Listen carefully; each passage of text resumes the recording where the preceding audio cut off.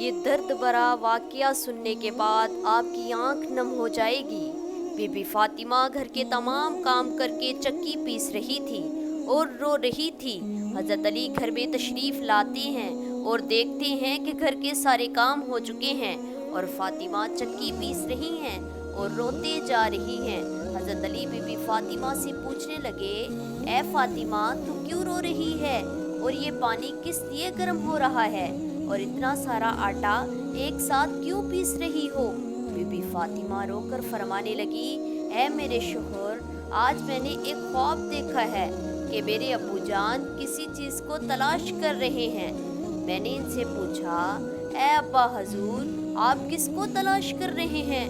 میرے پیارے ابا جان محمد مصطفیٰ صلی اللہ علیہ وآلہ وسلم نے فرمایا، اے فاطمہ بیٹی، میں تجھے تلاش کر رہا ہوں۔ بی بی فاطمہ رو کر فرمانے لگی کہ آج کا دن میرا اس دنیا میں آخری دن ہے، آج میں نے اس مالک حقیقی سے جا ملنا ہے۔ حضرت علی یہ بات سن کر بہت ہی زیادہ رونے لگے اور فرمانے لگے، اے فاطمہ، ابھی تک تو پیارے نبی سرکار دو عالم کے بچھڑنے کا غم ہمارے سینے میں ہی ہے، تم اپنے بچھڑنے کی بات کرتی ہو، میں تیری اس جدائی کو کیسے برداشت کروں گا؟ تو بی بی فاطمہ فرمانے لگی، جس طرح آپ نے میرے ابا حضور کی جدائی کا غم برداشت کیا ہے، اسی طرح میری جدائی کا بھی غم برداشت کر لیجئے گا۔ حضرت علی پوچھنے لگے کہ یہ پانی کیوں گرم کر رہی ہو اور یہ آٹا اتنا کیوں پیس رہی ہو؟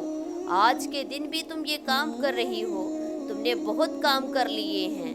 بی بی فاطمہ رو کر فرمانے لگی، اے میرے پیارے شوہر، میں نے آپ کی بھی تو حق ادا کرنا ہے، اپنے بچوں کا بھی تو حق ادا کرنا ہے۔ میں پانی اس لیے گرم کر رہی ہوں کہ میں اپنے بچوں کو اپنے ہاتھوں سے نہلا سکوں، میں آٹا اس لیے پیس رہی ہوں تاکہ میرے بچے اور آپ اس آٹے کی روٹیاں بنا کر کھا سکیں، میں کپڑے اس لیے دھو چکی ہوں آپ لوگوں کے تاکہ آپ لوگوں کو دھلے ہوئے کپڑے مل جائیں اور پہن سکیں، میرے بعد میرے بچوں کو کون آٹا پیس کر اور گوندھ کر کھلائے گا؟ یہ کہہ کر بی بی فاطمہ بہت ہی زیادہ رونے لگی اور ساتھ ہی حضرت علی بھی رونے لگے۔ حضرت علی بی بی فاطمہ کو سمجھا کر وہاں سے اٹھا لیتے ہیں اور کہتے ہیں کہ یہ کام مت کرو۔ تبھی بی بی فاطمہ کی طبیعت خراب ہونے لگتی ہے، انہیں تیز بخار ہونا شروع ہو جاتا ہے۔ حضرت علی رو رہے ہیں، بی بی فاطمہ رو رہی ہیں، حضرت علی رو رہے ہیں، بی بی فاطمہ رو رہی ہیں۔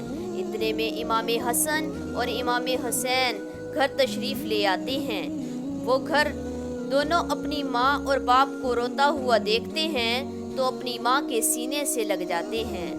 ذرا سوچئے دوستو، ذرا سوچئے وہ کیسا عالم ہوگا، وہ کیسا منظر ہوگا جس ماں کو پتہ چل جائے کہ آج میں نے اس دنیا سے رخصت ہو جانا ہے اور میرے بچوں کا کیا بنے گا، میرے بچوں کو کون کھانا کھلائے گا، میرے بچوں کو کون سلائے گا۔ اس ماں کے دل پر اور اس کے باپ کے دل پر کیا گزر رہی ہوگی۔ حضرت علی بہت ہی زیادہ رونے لگے، بی بی فاطمہ بھی بہت رونے لگی اور اپنے ماں باپ کو دیکھ کر امام حسن اور امام حسین بھی رونے لگے، پوچھنے لگے، بابا جان آپ کیوں رو رہے ہیں؟ حضرت علی خاموش رہے، پھر بی بی فاطمہ سے پوچھنے لگے، اے امی حضور آپ کیوں رو رہی ہیں؟ تو بی بی فاطمہ نے فرمایا کہ تم دونوں اپنے نانا جان کی قبر پر چلے جاؤ۔ حدیث شریف میں آتا ہے کہ امام حسن اور امام حسین پیارے نبی سرکار دو عالم کی قبر پر چلے جاتے ہیں، وہاں پر جا کر بیٹھ جاتے ہیں۔ تبھی اندر سے آواز آتی ہے، اے پیارے بچوں، تم لوگ واپس اپنی ماں کے پاس چلے جاؤ، میرے پاس تو تم لوگ آتے ہی رہو گے، لیکن آج اپنی ماں کو جی بھر کر دیکھ لو، آج کے بعد تمہیں تمہاری ماں کہیں نظر نہیں آئے گی۔ جب یہ بات حسن اور حسین کے کانوں میں پڑتی ہے تو وہ دوڑتے ہوئے گھر چلے جاتے ہیں اور اپنی ماں کے سینے سے لگ جاتے ہیں اور اپنی ماں کے سینے سے لگ کر خوب روتے ہیں اور علی بھی رو رہے ہوتے ہیں، بی بی فاطمہ بھی رو رہی ہیں، امام حسن بھی رو رہے ہیں، امام حسین بھی رو رہے ہیں۔ اتنے میں حضرت بی بی فاطمہ کی طبیعت زیادہ خراب ہونے لگتی ہے۔ حضرت علی کو اپنے پاس بٹھا کر ان سے 3 باتیں کہتی ہے۔ پہلی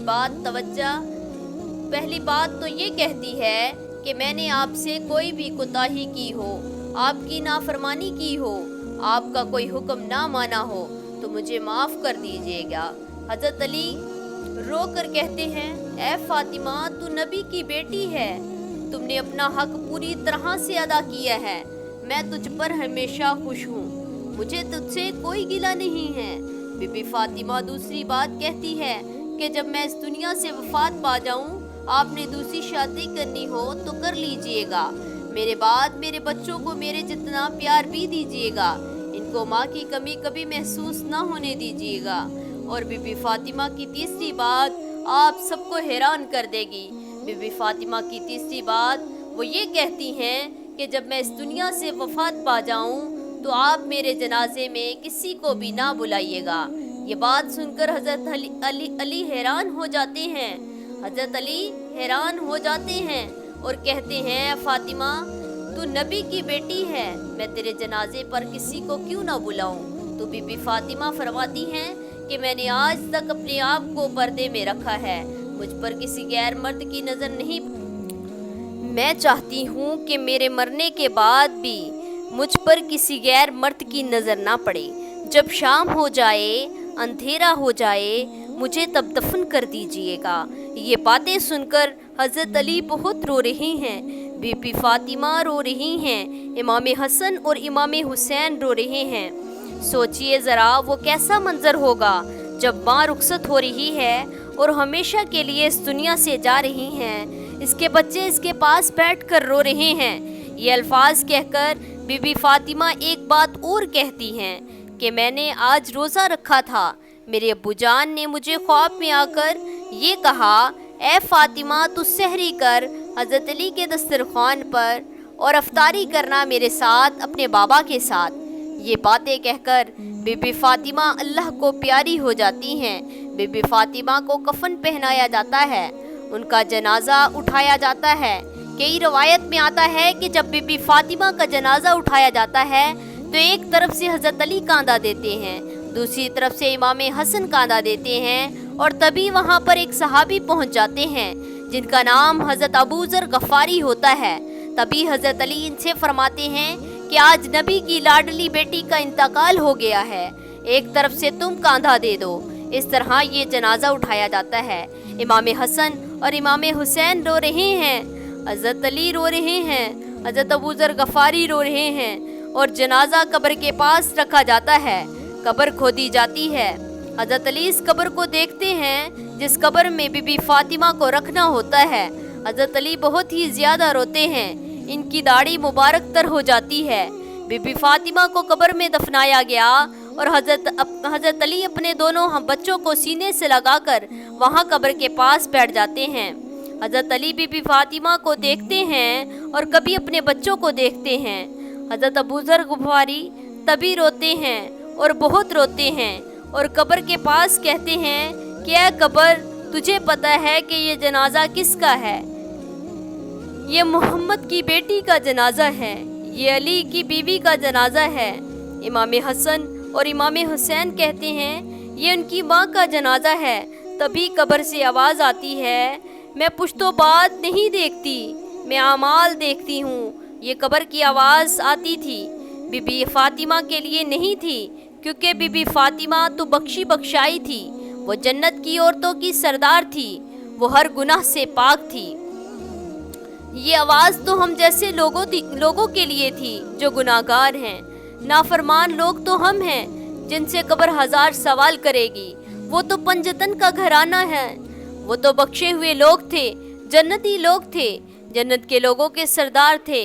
یا اللہ ہم سب کو گناہوں سے بچا اور ہمیں بھی جنت الفردوس میں اعلیٰ مقام عطا فرمانا۔